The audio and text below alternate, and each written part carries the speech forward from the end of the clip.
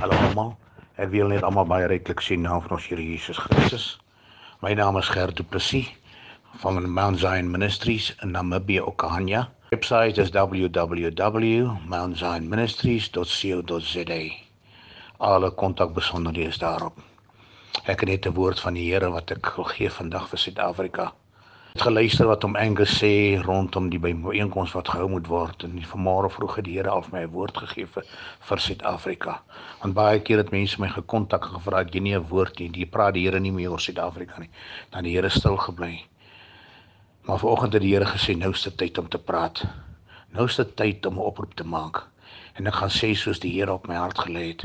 Suid-Afrika, luister mooi wat sê die Here, julle God vir julle.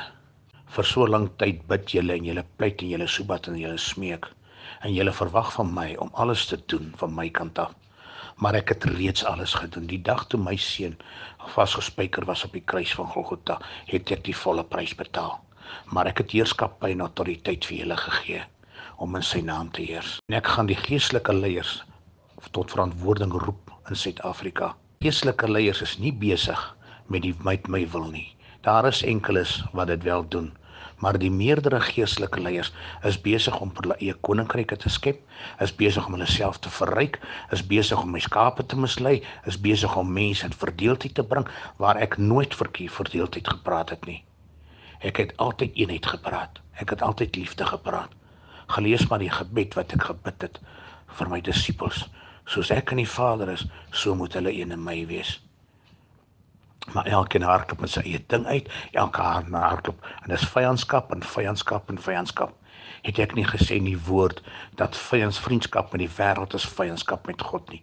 Het ek nie gesê in my woord, dat 'n koninkryk wat verdeeld is, sal nie staande bly nie. Julle sien die konsekwensies in julle land, van julle dubbelhartigheid, en julle ongeloof, en julle eie paradys te bou, julle eie koninkryke te bou. Want julle verryk julle so met alles wat na my huis toe. In plaas daarvan dat julle die armes en die hongeres moes gevoed het. In plaas dat julle my beeld moes uitgedra het julle julleself verryk, julle het julleself julle skatte toegeëien. Julle het julleself verryk met dit wat vir my huis moes gewees het. Daarom is hierdie dinge besig om te gebeur. Dit is baie waar wat Angus sê. Hierdie gaan die laaste oproep wees. En ek doen vandag 'n beroep op die leiers, om op te staan en voor te staan op hulle knieë te gaan bely, dat hulle het meer verdeeldheid gespreek as enigiets anderster. Meer hulle eie ding gedoen as enigiets anderster. Daarom leiers van Suid-Afrika, luister wat ek vandag vir julle sê. As julle nie gaan verontmoedig vir die Here julle God nie, en terugkeer na die ware evangelie van liefde en eenheid in die liggaam nie, en ophou dwarstrek en julle eie ding doen, sal my oordeele oor julle net erger word. En julle volgende president sal julle laat terugverlang na Zuma se regeringskap. Want die volgende president sal nog erger wees as Zuma. Want ek sal hom daar plaas om julle met geweld terug te bring in my koninkryk. Want die evangelie wat verkondig word, is nie meer die evangelie van liefde en van eenheid, versoening, vergifnis en die bloed en die kruis nie. Want julle hang allerhande ander leringe aan. En ek moet daarmee tevrede wees. Ek is nie tevrede met dit wat julle plaas nie, sê die Here. Leiers, luister mooi wat sê die Here. As julle nie hierdie oproep gaan gehoorsaam wees nie, en hierdie oproep wat die Here deur Angus gegee het om in Bloemfontein by mekaar te kom nie, sal julle die oordeele van God sien. En die dae sal vreeslik wees, julle sal verlang na die dae van Zuma. So verontmoedig julle voor die Here, en luister wat die Here sê. Vat die kuddes, en lei hulle na Bloemfontein.